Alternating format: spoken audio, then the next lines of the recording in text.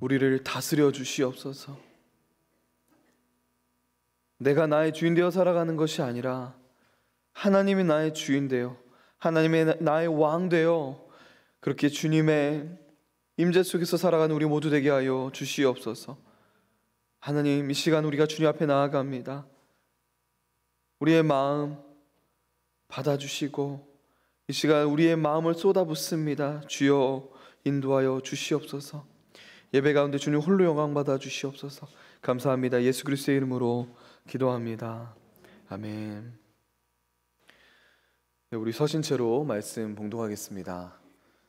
마태복음 10장 24절에서 31절까지 말씀입니다. 마태복음 10장 24절에서 31절까지 말씀. 네, 저 한 절 여러분 한 절 교독하시겠습니다. 저부터 읽겠습니다. 제자가 그 선생보다 또는 종이 그 상전보다 높지 못하나니 제자가 그 선생 같고 종이 그 상전 같으면 부하리라. 집 주인을 바알세불이라 하였거든. 하물며 그 집 사람들이라. 그런즉 그들을 두려워하지 말라. 감추인 것이 드러나지 않을 것이 없고 숨은 것이 알려지지 않을 것이 없느니라. 내가 너희에게 어두운 데서 이르는 것을 광명한 데서 말하며 너희가 귓속말로 듣는 것을 집 위에서 전파하라. 몸은 죽여도 영혼을 등이 죽이지 못하는 자들을 두려워하지 말고 오직 몸과 영혼을 등이 지옥에 멸하실 수 있는 일을 두려워하라. 참새 두 마리가 한 아사론에 팔리지 않느냐. 그러나 너희 아버지께서 허락하지 아니하시면 그 하나도 땅에서 떨어지지 않느냐. 너희에게는 머리털까지 다 세신 바 되었나니. 함께 읽겠습니다. 두려워하지 말라. 너희는 많은 참새보다 귀하니라. 아멘. 모두 자리에 앉으시겠습니다. 네, 오늘은 아무것도 두려워 말라라는 제목으로 말씀 전하겠습니다. 마태복음 10장에서 예수님은 12 제자를 부르시고 복음 전파를 위해 그들을 여러 고을로 보내십니다. 그들을 보내시면서 예수님은 오늘 본문 말씀 바로 전까지 제자들이 받게 될 어떤 미움과 박해에 대해 이야기하셨어요. 사실 21세기 대한민국을 살아가는 우리는요, 예수님 때문에 받는 어떤 미움과 이 박해가 크게 와닿지는 않을 것입니다. 물론 대한민국 안에도 그리스도인으로서 핍박을 경험하는 분들이 분명히 있죠.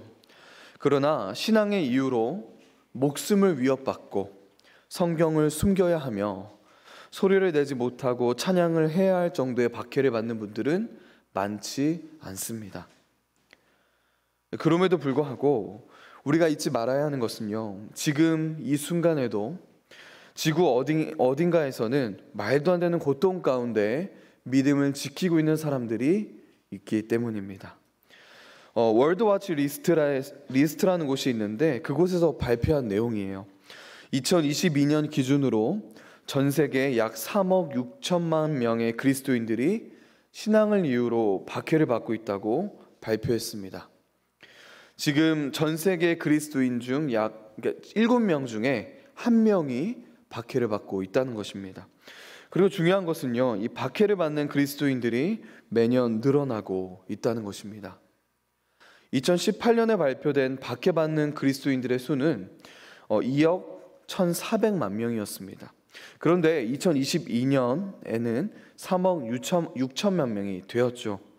즉 4년 만에 1억 5천만 명이 더 늘어난 것입니다. 여러분, 작년 2022년 한 해 동안 신앙의 이유로 살해된 그리스도인들의 수가, 순교자죠. 순교자의 수가 5,898명이라고 합니다. 공격받은 교회 및 기독교 건물은 총 5,110건이고요. 체포, 구금 및 투옥된 그리스도인들의 수는 6,175명입니다. 납치된 그리스도인들의 수는 3,829명이고요. 강간 및 성추행을 당한 그리스도인들이 3,000명이 넘습니다. 또 개인의 집이나 건물을 공격받은 것은 6,400건이 넘는다고 해요. 이 모든 일들이 2022년 한 해에 일어난 일입니다. 여러분, 이와 비교하면요, 지금 우리는 상당히 평안하게 신앙생활을 하고 있는 것이죠. 그럼에도 불구하고 두려움은 우리와 절대로 떨어질 수 없는 문제입니다. 왜냐하면 위에서 나는 어떤 육체적인 핍박의 두려움과는 또 다른 두려움을 우리 모두가 경험하며 살아가고 있기 때문이에요. 여러분, 우리는 미래를 알고 싶어 합니다. 그러나 우리는 미래를 알 수 없죠. 제가 전주 한옥마을을 방문하고 가장 놀란 게 있어요. 여러분, 전주 한옥마을에 가장 많은 가게가 무엇일까요? 여러 가지가 있겠지만 바로 점집입니다. 예, 건물마다 하나씩은 있는 것 같아요. 2023년에도 이렇게 점집이 잘 되는 이유는 단순한 호기심 때문만은 아닐 것입니다. 우리 모두가 미래에 대한 두려움을 가지고 있기 때문일 거예요. 한 치 앞도 모르는 우리 인간, 당장 1분 뒤 어떤 일이 일어날지 모르는 우리 인간은 이렇게 미래에 대한 두려움을 가지고 있을 수밖에 없습니다.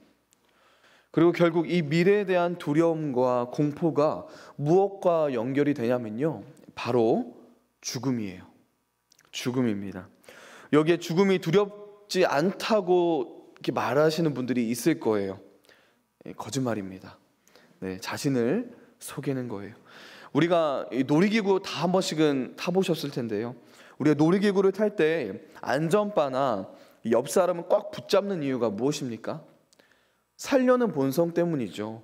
다른 말로 죽음에 대한 두려움 때문입니다. 지금 갑자기 큰 지진이 나서 우리 교회 건물이 막 흔들리고 무엇인가가 막 떨어진다고 생각해 보세요. 우리는 넘어지지 않으려고 무엇인가를 막 붙잡으려고 할 것입니다. 또 우리의 머리를 보호하려고 숨겠죠. 막 뭔가 숙이면서 보호를 할 것입니다. 왜 그렇습니까? 살려는 본성 때문입니다. 그런데 거기에는요, 근본적으로 죽지 않으려는 죽음이 두려워 피하고 싶은 마음과 생각이 우리 안에 있기 때문이에요. 우리가 보험을 드는 이유, 안전에 신경을 쓰는 이유, 그 모든 것이 우리가 가진 죽음과 미래에 대한 두려움 때문입니다. 앞에서 말씀드린 것처럼 오늘날 그리스도인들 가운데 육체적인 핍박의 두려움 속에서 살아가고 있는 그리스도인들이 있습니다. 또는 혹시 이런 육체적 핍박은 아닐지라도 우리 모두는 미래와 죽음에 대한 두려움 속에서 살아가고 있습니다. 여러분, 더 나아가 앞으로 미래에는 저와 여러분에게도 이 한국 땅에도 실제로 육체적인 박해와 핍박이 있을 가능성이 있다는 거예요. 예수님께서는 이렇게 핍박과 박해를 마주하고 있는 제자들에게, 또한 저와 여러분에게 이렇게 말씀하셨습니다. 너희는 두려워하지 말라. 너희는 두려워하지 말라. 여러분, 성경에서 가장 많이 나오는 명령은 무엇일까요? 너희는 거룩하라일까요? 너희는 서로 사랑하라 이겠습니까? 또는 너희는 말씀에 순종하라일까요? 아닙니다. 성경에서 가장 많이 나오는 명령은 바로 두려워하지 말라입니다. 이 사실이 우리에게 무엇을 말해줄까요?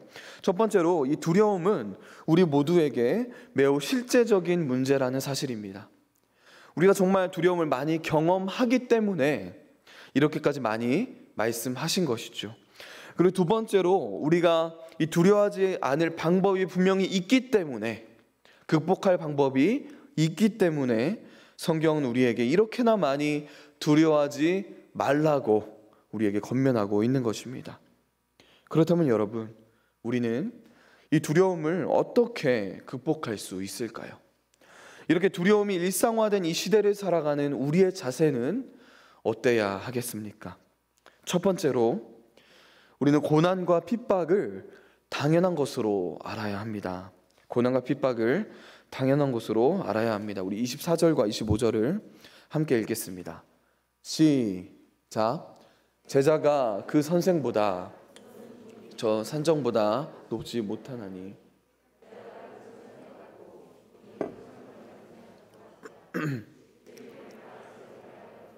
하물며 그 집 사람들이라.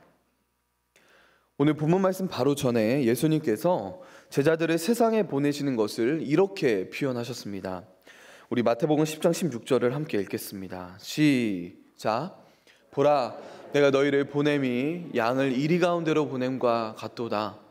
그러므로 너희는 뱀같이 지혜롭고 비둘기같이 순결하라. 이리 때 앞으로 양들을 보낸다는 것은 목숨을 건 두려운 일입니다. 게다가 이 스승이 귀신의 왕 바알세불의 하수인이라는 오명을 뒤집어 썼죠.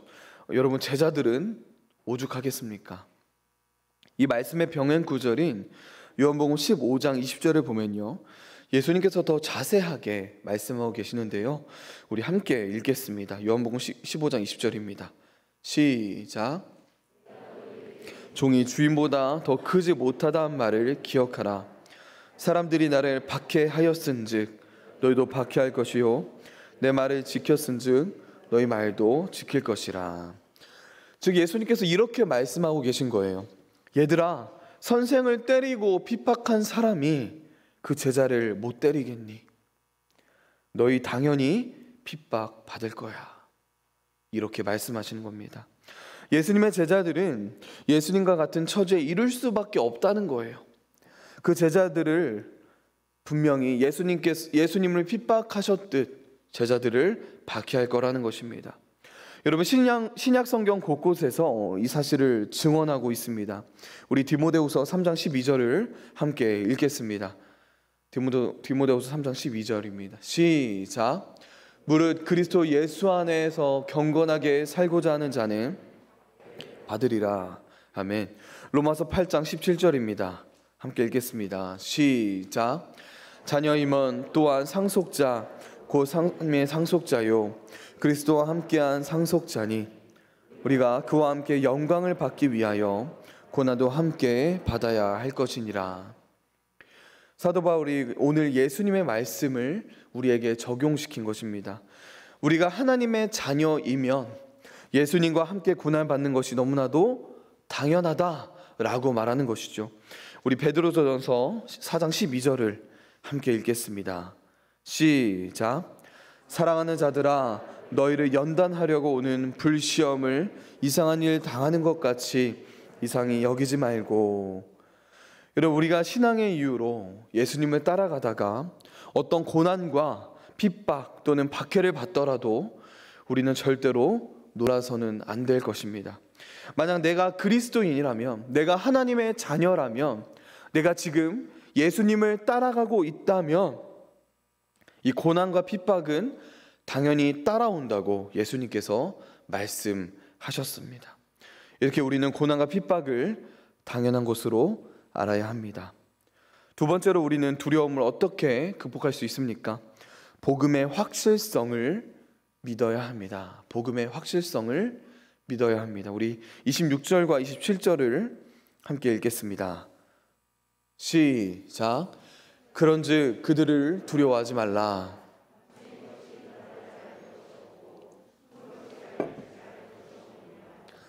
내가 너희에게 어두운 데서 이르는 것을 광명한 데서 말하며 너희가 귓속말로 듣는 것을 집 위에서 전파하라. 아멘. 예수님께서 감추인 것이 드러나지 않을 것이 없고 숨은 것이 알려지지 않을 것이 없다고 하셨습니다. 여기서 사용된 두 단어, 이 드러나다 그리고 알려지다라는 이 두 단어는요, 모두 신적 수동태입니다. 신적 수동태란 이 행위의 주체가 언급되지는 않지만 실제로는 하나님에 의해서 비록된 행위를 의미합니다.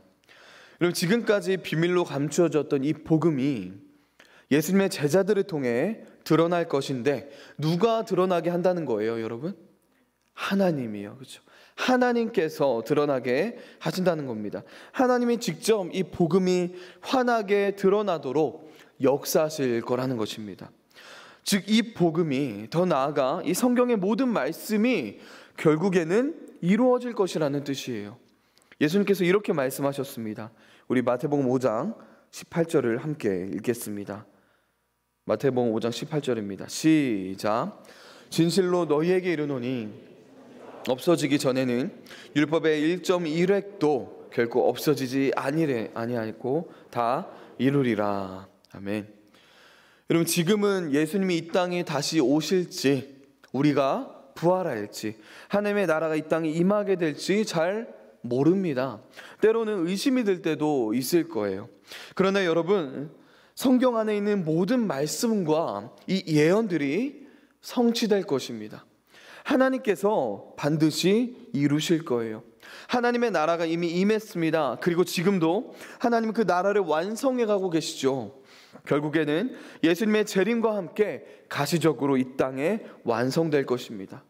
여러분, 그렇기 때문에 우리는 담대할 수 있는 거예요. 이 하나님의 말씀이 이루어질 것이기 때문에 우리가 껍데기를 붙들고 있는 것이 아니라 반드시 이루어질 그 진리를 우리가 붙들고 있기에 담대할 수 있는 것입니다. 우리가 담대하게 복음을 전할 수 있는 것입니다. 만약에 이 복음이 틀릴 수도 있고 이 복음이 없어질 수 있다면 여러분, 우리가 어떻게 복음을 전할 수 있겠습니까? 우리가 어떻게 담대할 수 있겠습니까? 우리가 어떤 확신과 근거로 이 말씀을 전하겠습니까? 그러나 이 복음이 확실하기 때문에, 이 복음의 메시지가 사실임을, 이 복음의 메시지의 진실성이 분명히 드러날 것이기 때문에 이 세상 모든 사람들이 마지막 날에 이 하나님의 말씀이 이루어질 것을 눈으로 볼 것이기 때문에 우리는 담대할 수 있는 것입니다. 여러분, 내가 가지고 있는 것에 대한 분명한 믿음이 있다면 우리는 담대하게 복음을 전할 수 있습니다. 동시에 이렇게 복음이 확실하기에 우리는 두려워할 필요가 없다는 거예요. 무엇이 진실인지 무엇이 거짓인지 여러분 반드시 드러날 것입니다. 여러분, 그리스도인은 복음을 믿는 사람입니다. 복음을 살아내는 존재입니다. 즉, 이 복음이 확실하다면 우리는 두려움 없이 이 믿음 안에 거할 수 있는 것입니다. 이렇게 우리가 복음의 확실성, 이 하나님의 말씀의 진정성, 이 확실성을 믿을 때 두려움을 이겨낼 수 있습니다. 마지막으로 우리는 두려움을 어떻게 극복할 수 있을까요? 하나님 아버지를 확실하게 알아야 합니다. 하나님 아버지를 확실하게 알아야 합니다. 우리 28절에서 31절을 함께 읽겠습니다. 시작. 몸은 죽여도 영혼은 능히 죽이지 못하는 자들을 두려워하지 말고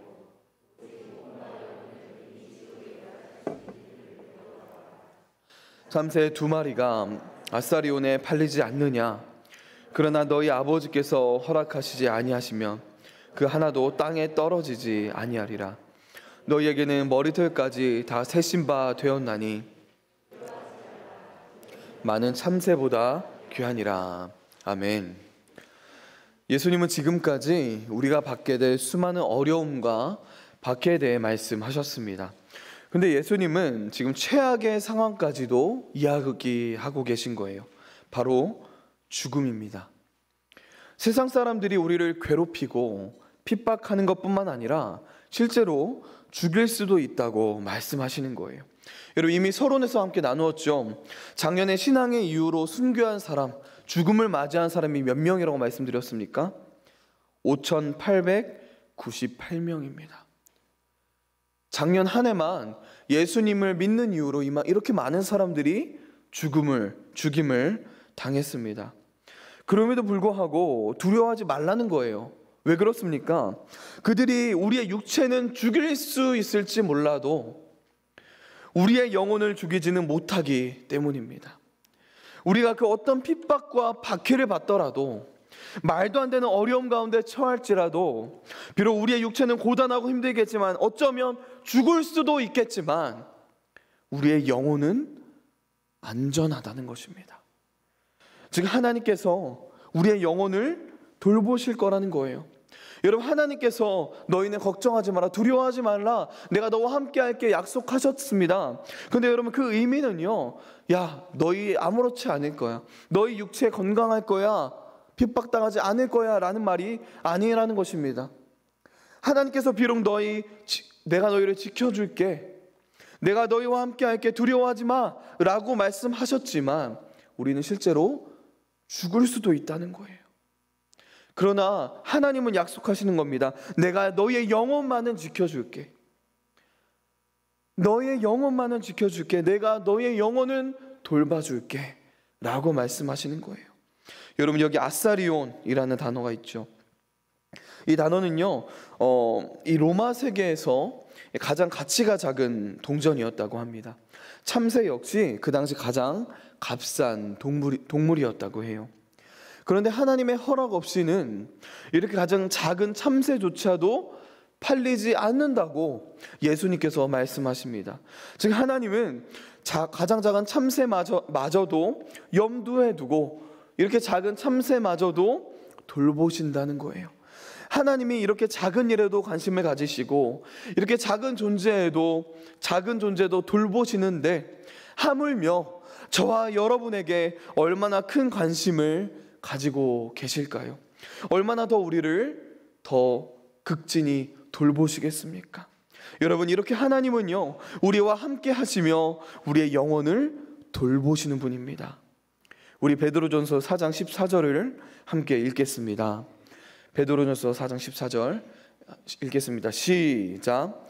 너희가 그리스도의 이름으로 치욕을 당하면 복 있는 자로다.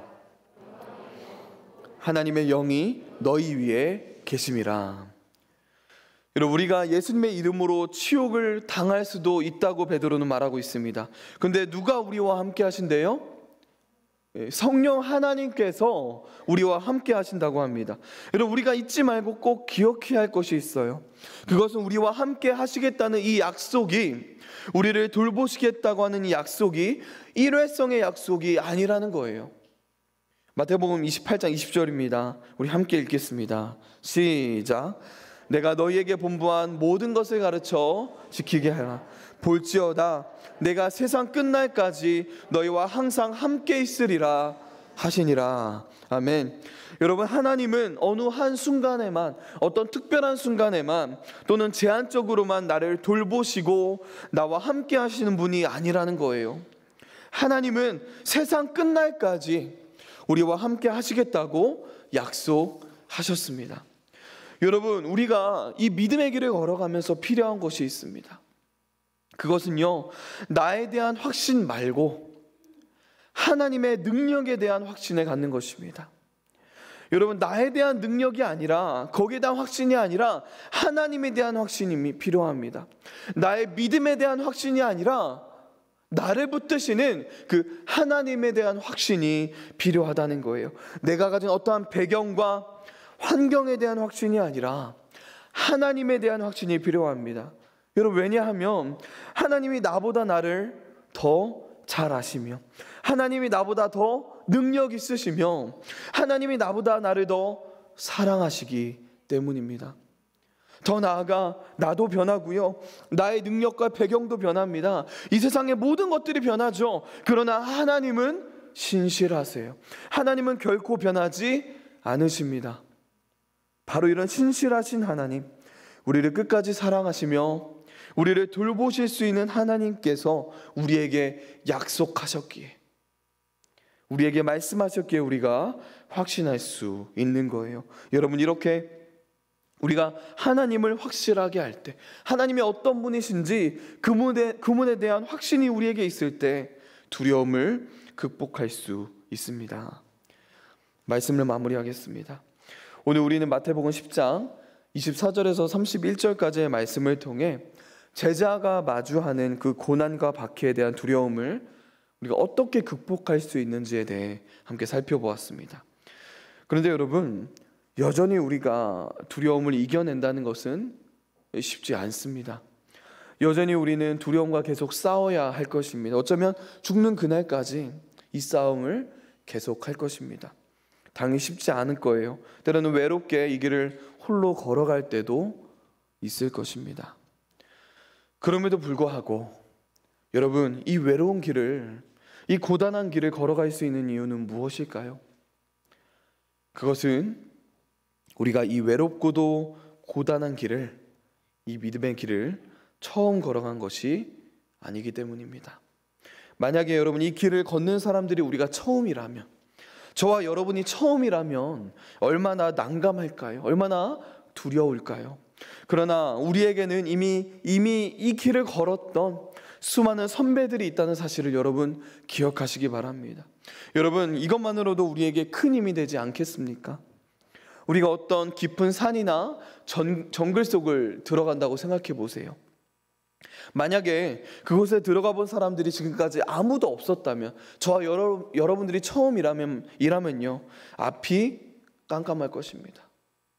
막막하고 두려울 거예요.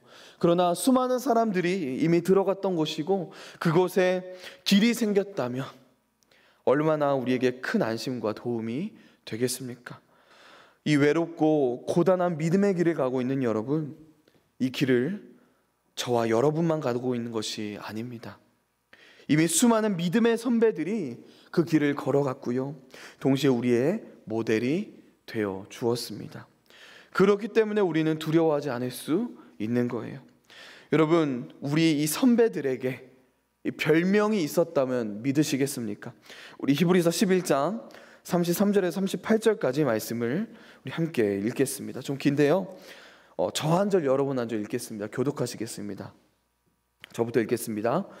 그들은 믿음으로 나라들을 이기기도 하며 의를 행하기도 하며 약속을 받기도 하며 사자의 입을 막기도 하며 불의 세력을 멸하기도 하며 칼날을 피하기도 하며 연약한 가운데서 강하게 되기도 하며 전쟁에 용감하게 되어 이방 사람들의 진을 물리치기도 하며 여자들은 자기의 죽은 자들을 부활로 받아들이기도 하며 또 어떤 이들은 더 좋은 부활을 얻고자 하여 심한 고문을 받되 구차에 풀려나기를 원하지 아니하였으며 또 어떤 이들은 조롱과 채찍질 뿐 아니라 결박과 옥에 갇히는 시련도 받았으며 돌로 치는 것과 톱으로 켜는 것과 시험과 칼로 죽임을 당하고 양과 염소의 가죽을 입고 유리하여 궁핍과 환난과 학대를 받았으니 그런 사람은 세상이 감당하지 못하느니라.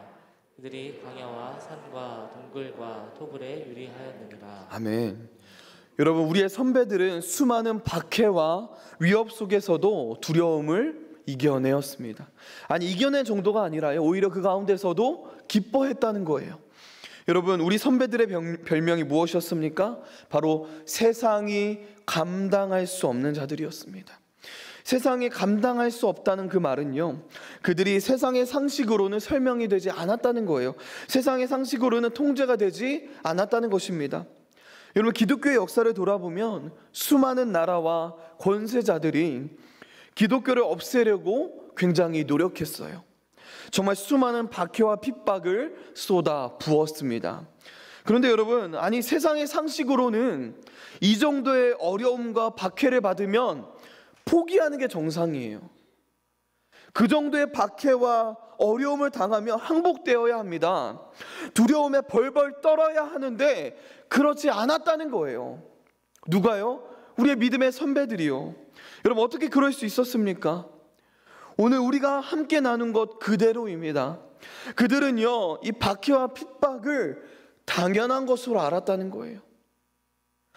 그들이 복음의 확실성, 이 하나님의 말씀의 진실성을 분명하게 믿었다는 것입니다.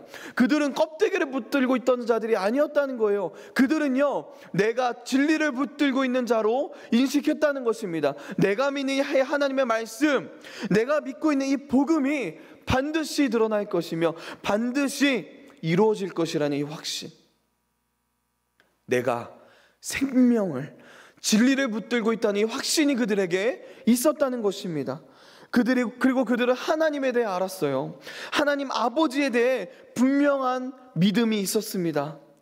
비록 그들은 죽을지라도, 그들의 육체는 찢기고 죽을지라도 그들의 영혼은 안전하다는 그 사실을 그들은 믿었다는 것입니다. 그렇게 하여 그들은 세상에 감당할 수 없는 자들이 될 수 있었던 것입니다. 사랑하는 여러분, 아무것도 두려워하지 마십시오. 이 박해와 핍박은 당연한 것입니다. 그러니 이상히 여기지 마시기 바랍니다. 여러분, 아무것도 두려워하지 마세요. 복음의 확실성을 믿으시기 바랍니다. 이 복음이, 이 하나님의 말씀이 반드시 이루어질 것입니다. 내가 이 땅에서 껍데기를 붙들었던 것이 아니라 생명을, 알맹이를 붙들며 살았다는 것이 확인될 것입니다. 내가 가짜가 아니라 내가 진짜였다는 것, 그것이 드러날 거라는 거예요. 모든 사람들이 하나님의 말씀의 확실성을 알게 될 것입니다. 모든 사람들이 예수님의 재림을 보게 될 거예요. 아, 예수님께서 오심으로 그게 진짜였구나, 저 예수쟁이들이 전하던 것이 진짜였구나 라는 것이 드러나게 될 것입니다. 여러분, 아무것도 두려워하지 마십시오. 하나님 아버지를 확실하게 아시기 바랍니다. 이 세상을 주관하신 하나님이 다른 누군가의 하나님이 아니라 바로 나의 하나님이십니다. 이 하나님이 나를 아시고 나를 보호하시며 세상 끝날까지 함께 하실 것입니다. 그분 안에서 우리의 영혼은 안전합니다. 여러분, 이 믿음으로 이 어려운 세상 두려움으로 사는 것이 아니라 오히려 세상이 감당할 수 없는 존재로서 살아가는, 그렇게 빚어져가는 저와 여러분 되길 소망합니다. 우리 함께 기도하겠습니다.